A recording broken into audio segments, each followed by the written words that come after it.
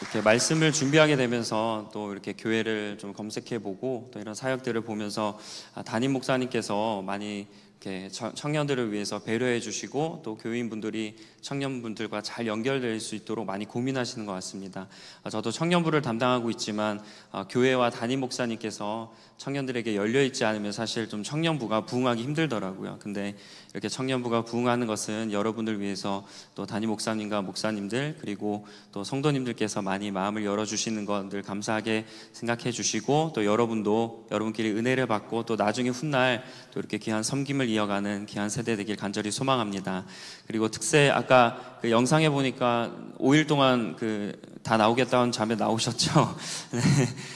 여러분 5일 동안 피곤하겠지만 또 나오셔서 하나님이 주시는 은혜가 있을 거니까 이제 시작되는 하반기와 또 올해 남은 인생들 가운데 또 큰 터닝 포인트가 되어서 또 우리의 삶을 이끌어가는 귀한 시간이 되길 간절히 소망합니다. 네, 오늘 이제 말씀을 보겠습니다. 오늘 제목은 보이지 않아도 회복을 주신다라는 주제로 함께 은혜를 나누겠습니다. 사사 중에 좀 많이 알려진 사사라고 하면 아마 삼손을 이야기할 수 있을 것 같습니다. 모르는 사람, 복음을 알지 못하고 하나님을 믿지 않는 사람도 삼손이라는 이름을 많이 들어보더라고요. 근데 이 브랜드 중에 샘소나이트라는 브랜드 아시죠? 이 샘소나이트가 가방이나 캐리어를 만드는 그런 전문 회사인데 이 샘소나이트라는 그 명칭이 바로 이 삼손에서 유래되었다고 합니다. 그래서 단단한 그리고 뭐 강인한 이런 가방을 만들겠다라는 브랜드를 가지고 있는데 우리가 이렇게 느껴지는 것처럼 삼손은 힘, 강함 이런 것들이 주는 이미지가 있잖아요. 그리고 삼손은 또 이스라엘의 마지막 사사였고 또 사사기에서 많은 장을 차지할 정도로 큰 상징성을 가지고 있는 인물입니다. 이 사사들이라고 하면요, 다 각자의 임무들이 있어요. 하나님이 사사를 세웠던 공동적인 임무는 이스라엘 백성들을 재판하고 다스리고 구원하는 일을 했습니다. 그리고 이 삼손에게는 또 특별한 임무가 하나 주어졌는데 블레셋의 공격에서 이스라엘 백성들을 보호하고 구원하는 일이었습니다. 이 삼손은 또 특별한 점이 하나 더 있어요. 머리에 삭도, 그러니까 이 면도칼을 대지 말아야 하는 그런 핸디캡이 있습니다. 그러니까 평생 머리를 자르지 말아야 하는 이런 일들이 있었어요.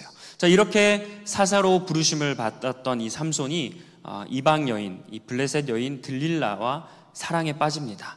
자, 그래서 이 삼손은 이 들릴라를 너무나 사랑하고 막 서로 이렇게 교제를 이어가던 중에 자, 이 소식을 접했던 블레셋의 통치자들이 있었어요. 5개 이렇게 지역을 다스리던 이 통치자들이 들릴라에게 의도적으로 접근합니다. 그래서 내가 돈을 줄 테니까 이 삼손의 힘의 비결이 어딘지 좀 알아봐 달라. 그래서 삼손을 어떻게 하면 꼼짝 못하게 묶어버릴 수 있는지 그 비결을 말해달라. 그러면 우리가 엄청 큰 돈을 너희에게 지불하겠다라고 얘기합니다. 자, 이 돈을 정확하진 않지만 대략 오늘날의 금액으로 약간 환산해 보면 몇몇 왕들이 주기 때문에 다 합하면 대략 한 몇 억 정도 되는 금액이더라고요. 엄청 큰 금액이지 않습니까, 여러분? 근데 이 금액 앞에 이 들릴라가 아니요, 저는 사랑을 선택하겠습니다. 저는 돈보다 삼손이라는 남자가 더 좋습니다 하면 너무나 아름다운 러브 스토리지만 그 유혹을 받은 들릴라는 바로 그냥 돌아가서 삼손에게 삼손, 당신의 힘의 비결은 어디예요? 어떻게 하면 당신을 꼼짝 못하게 할 수 있죠? 라고 물어요. 그러면서 이제 그 삼손의 힘의 비결을 파악해서 통치자들에게 전달하려고 합니다.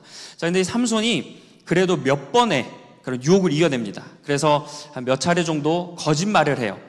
그랬더니 이 이제 들릴라가 엄청 막 삐지는 거죠. 당신이 지금 나를 놀린다고 거짓말을 하면서 나를 부끄럽게 만든다면서 막 펑펑 울기 시작합니다. 그러면서 매일같이 삼손 힘의 비결을 알려줘요. 어떻게 하면 당신을 꼼짝 못하게 할 수 있죠? 매일 묻는 거예요.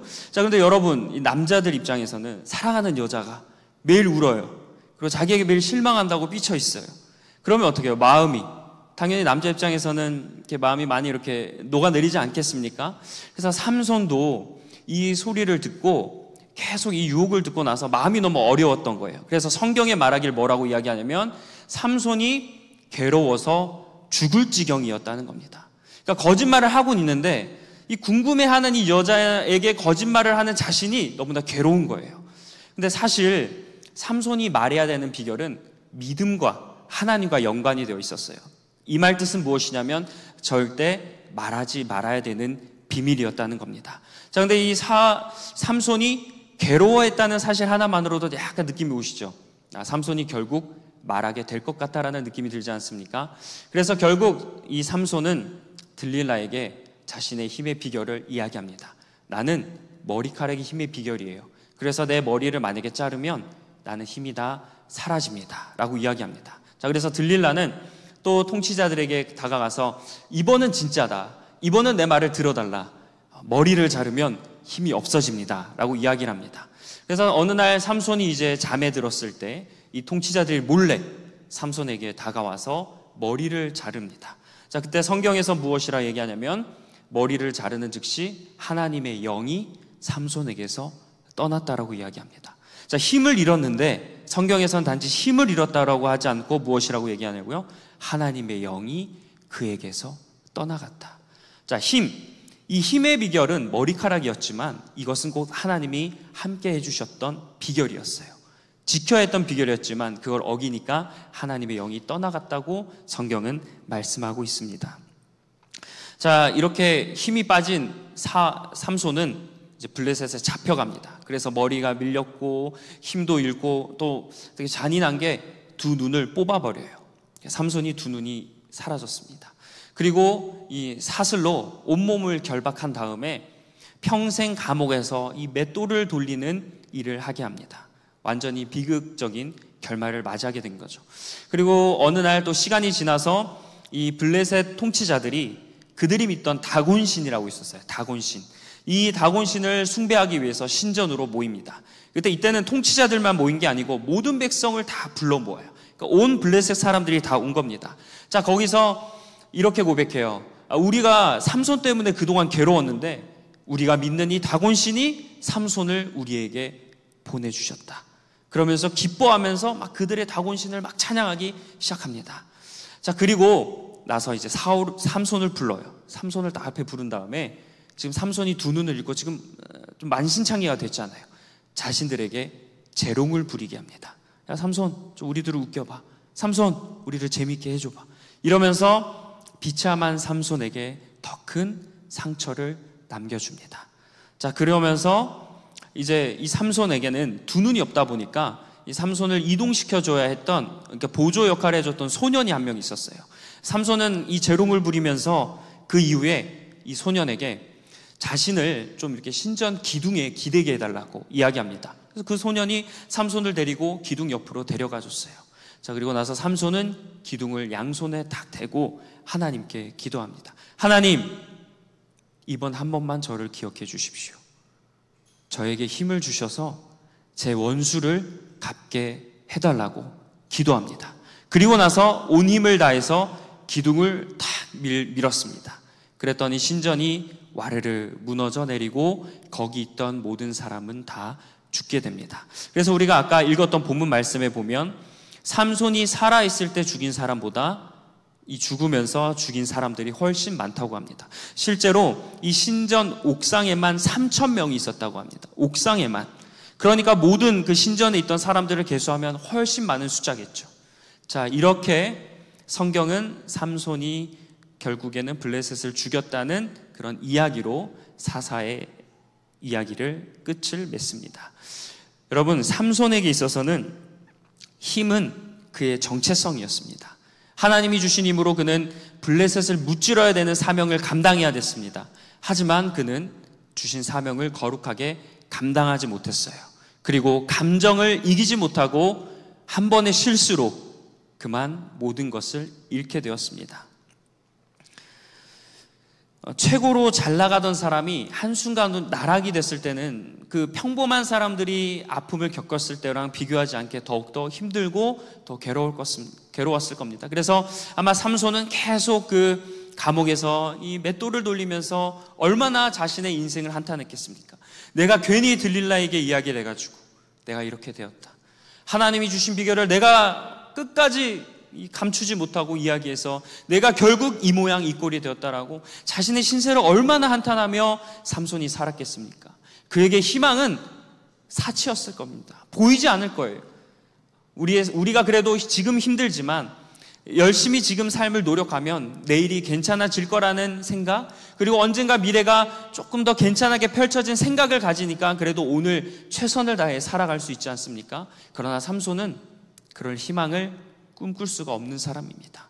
살아갈 이유도 잃어버린 사람이에요. 그는 삼손이 돼서 사사로서의 그 사명을 감당했던 사람인데 그걸 감당하지 못하게 되니까 그의 살아갈 이유조차 잊어버린 삶을 살아가고 있었습니다. 자, 여기까지만 봐도 그냥 이 내용만 쭉 보면 삼손은 결국 이렇게 살다가 죽게 된다고 여겼을 거예요. 그 당시에 있던 블레셋 사람들, 그리고 삼손조차도 나는 평생 이 모양 이 꼴로 살다가 죽게 되겠구나 생각했을 겁니다. 그러나 하나님은 삼손을 내버려 두시지 않았습니다. 그래서 이 사사기 16장 21절에 전혀 예상치 못한 말씀을 하십니다. 우리 혹시 화면 띄워주시면 그 말씀 띄워주시면 되겠는데요. 이 말씀 우리 함께 봉독하겠습니다. 시작. 그의 머리털이 밀린 후에 다시 자라기 시작하니라. 근데 저는 이 말씀을 처음 들었을 때 진짜 닭살이 돋았어요. 이 말씀에는 은혜로운 그런 아주 소름 돋을 만한 은혜가 담겨 있습니다. 여러분, 삼손의 힘의 비결이 무엇이라고 했죠? 머리카락이라고 했습니다. 머리카락. 근데 지금 삼손이 머리카락이 잘렸으니까 어때요? 힘이 없지 않습니까? 근데 지금 방금 본 말씀에서는 뭐라 그래요? 삼손의 머리카락이 어떻게 되기 시작했다? 자라기 시작했다. 자, 이게 무슨 의미겠습니까? 삼손에게 다시 힘이 생기기 시작했다라는 겁니다. 여러분, 하나님께서는 우리가 머리를 잘랐을 때 머리가 자라게 하는 그렇게 창조하시지 않았습니까? 머리를 밀면 머리가 자라요. 저에게 지금 6개월 정도 된 아기가 있는데 한 4개월 정도 됐을 때 머리가 자꾸 이 베넷머리라고 하는데 빠져요. 그래서 머리를 아주 짧게 잘랐습니다. 그냥 삭발을 시켰어요. 근데 이 처음에 교회 표현이 좀 그렇긴 한데 이 아이를 보는데 제 아들인데 동자승 같은 거예요. 근데 어느 날 시간이 지나 보니까 이제 샤워를 시키는데 머리를 감기는데 머리가 많이 자란 거예요. 그래서 이제는 동자승 정도가 아니고 이제 밤토리구나 막 이러면서 머리가 자라는 게 되게 신기했습니다. 아마 삼손도 그랬을 거예요. 머리가 다 밀렸지만 결국엔 머리가 점점 자라났다는 거죠. 근데 이게 되게 신기로운 게 뭐냐면요, 블레셋 사람이 이 삼손이 머리가 잘리면 힘이 없어진다는 걸 알았잖아요. 근데 이 사람들이 관가한 게 있습니다. 머리가 다시 자라난다는 것을 관가했고요, 머리가 자라면 힘이 다시 생길 거라는 것을 간과했어요. 만약에 이걸 알았으면 주기적으로 삼손의 머리를 잘랐겠죠. 머리 잘랐네? 그럼 힘이 생겼겠네? 주기적으로 머리를 밀어주지 않았겠습니까? 블레셋은 그걸 간과했던 거예요. 그리고 삼손 역시도 이 말씀을 보면 머리가 자라나지, 머리가 다시 자라면 내가 힘이 다시 생길 거라는 걸 인지했다라는 말씀이 없습니다. 삼손도 머리가 자라면 자기에게 힘이 다시 생길 거라는 것을 전혀 예상하지 못했습니다. 아마 우리는 지금 오늘 말씀에서 나중에 삼손이 기도해서 하나님이 주신 힘으로 이렇게 기둥을 밀었다라고 알고 있습니다. 물론 이게 맞죠. 하지만 하나님은 우리가 이렇게 몇 번 봤던 이 삼손의 이야기고 블레셋도, 그리고 삼손 본인조차도 알지 못하게 머리를 자라게 하시면서 이미 그에게 힘을 회복시켜 주시고 계셨다는 거예요. 하나님의 한 번의 힘으로 그에게 무너뜨린 게 아니고 그도 알지 못하지만 힘을 그에게 계속 주셨다는 겁니다.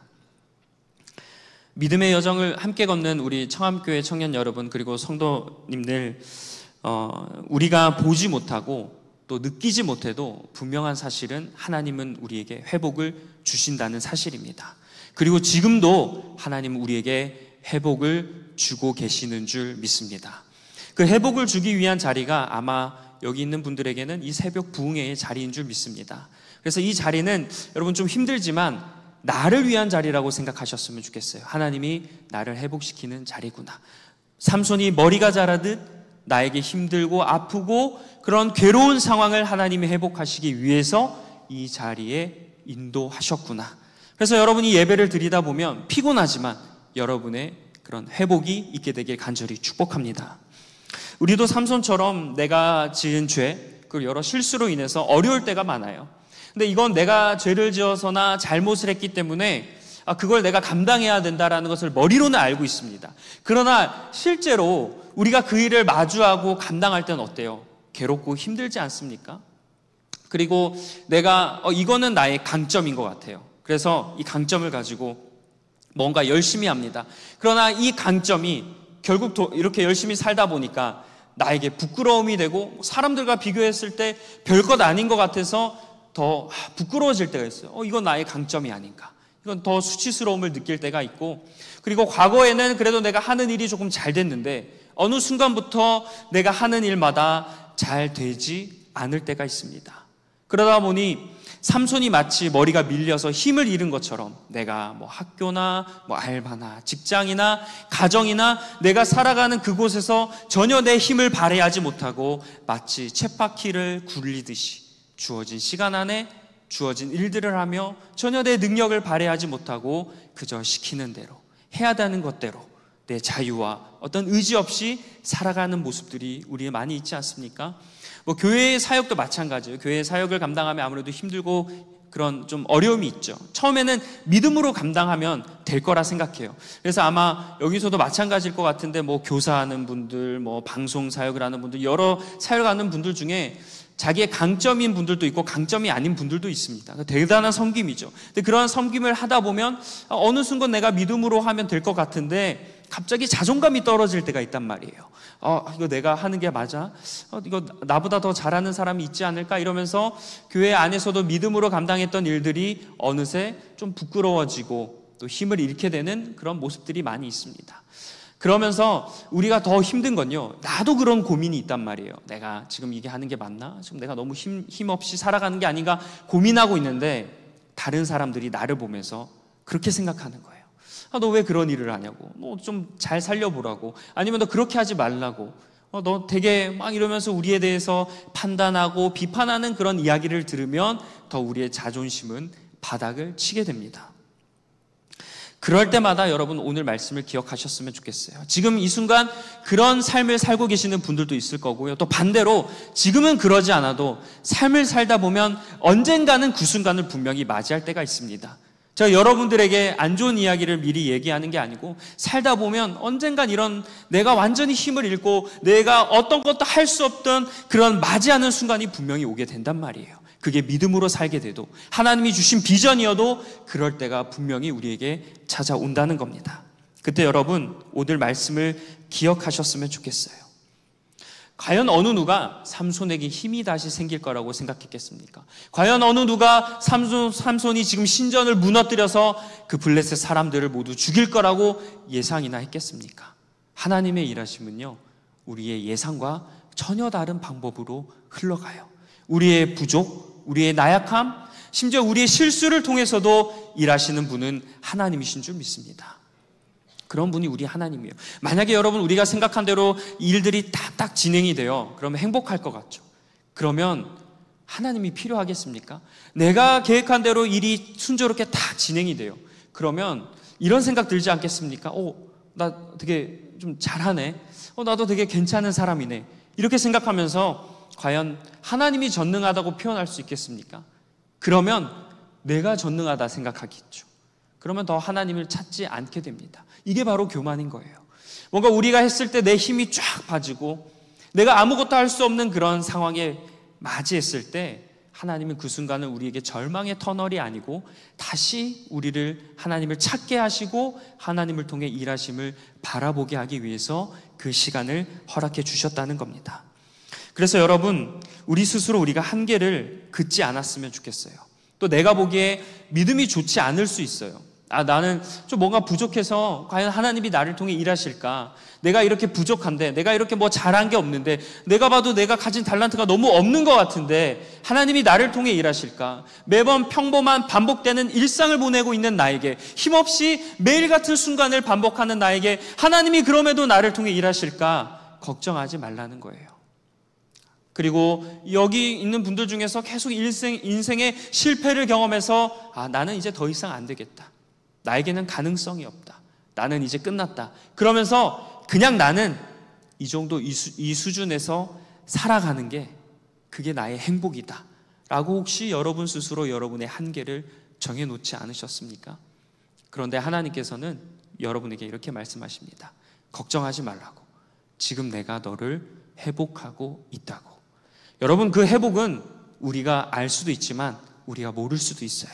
오늘 여기 나왔던 블레셋 사람 삼손도 자기에게 힘이 생기고 있는 걸 몰랐습니다. 마찬가지예요. 지금 하나님은 우리를 분명히 회복시켜 주실 줄 믿습니다. 회복시키고 계시는 줄 믿습니다. 그게 내가 느끼지는 못할 수 있어요. 그러나 분명한 사실은 하나님은 당신의 자녀를 절대로 포기하고 내버려 두시지 않는다는 사실입니다. 하나님은 심지어 삼손은 하나님의 말씀을 어긴 죄인이었음에도 불구하고 그 죄인도 하나님은 살려내신 하나님이신 줄 믿습니다. 하나님이 더 은혜로운 건 하나님이 결국 삼손에게 주신 사명을 이뤄내셨어요. 자, 삼손이 힘이 생기지 않았습니까? 근데 삼손은 블레셋을 무찔러야 했던 사사였어요. 근데 전혀 그러한 삶을 살지 못했지 않습니까? 근데 기가 막히게 하나님은 삼손에게 힘을 주시고 결국 그가 블레셋을 무찌르게 하셨습니다. 근데 그 블레셋을 무찔렀을 때 블레셋의 통치자들만 있었던 게 아니고 많은 백성들이 있었어요. 결국 그 끝은 어떻게 됐습니까? 하나님의 사명을 감당한 사사로 우리가 기억하고 있습니다. 이게 매우 중요한 사실입니다. 그가 어떤 삶을 살았든 그 과거는 중요하지 않아요. 결국 하나님은 삼손에게 주신 사명을 그를 회복시키시면서까지 그가 사사로서의 사명을 감당하게 해주셨다는 겁니다. 그래서 이 사사기의 마지막, 어떻게 보면 사사들의 마지막 이야기가 아름답게 맺을 수 있고 우리가 이렇게 삼손에 대해서 은혜를 나눌 수 있는 비결은 결국 삼손이 자신의 사명을 감당하게 됐기 때문인 줄 믿습니다. 이렇듯 하나님께서도 우리에게 주신 사명대로 살도록 여러분에게 힘과 능력을 주셨어요. 삼손에게 주셨던 그 힘, 그의 상징인 것처럼 여러분 각자에게도 하나님이 여러분의 아이콘, 그런 상징을 주셨습니다. 그런데 내가 그 상징대로 살지 못할 때가 있고 다른 것에 더 관심을 빼앗기며 살아갈 때가 있습니다. 그리고 내가 그걸 가지고 열심히 부단히 노력하지만 그 일이 전혀 개선이 되지 않을 때가 있어요. 그래서 내가 이걸 그만둬야 되나? 포기해야 되나? 내려놓아야 되나? 다른 걸 해야 되나? 이런 고민이 들 때가 있을 때 여러분 오늘 말씀을 기억하시면서 하나님이 주신 사명을 결국 나를 통해 이루어 가실 것이다. 지금 비록 내가 힘이 없고 나약하고 이렇게 좀 떨어져서 살아간다 할지라도 하나님은 다시 나를 회복시키셔서 나를 통해 주신 사명을 끝내 이루어내실 것이라는 믿음을 가지시길 간절히 축복합니다. 여러분 이제 말씀을 맺습니다. 우리 이 시간 하나님이 회복을 주시는 분임을 믿고 함께 기도했으면 좋겠는데요. 이 마지막에 삼손이 그가 성전에 들어가서 그 신전에 들어가서 하나님께 기도하지 않습니까? 근데 이렇게 기도했어요. 하나님, 저를 기억해 주세요. 하나님, 저에게 한 번만 더 힘을 주세요.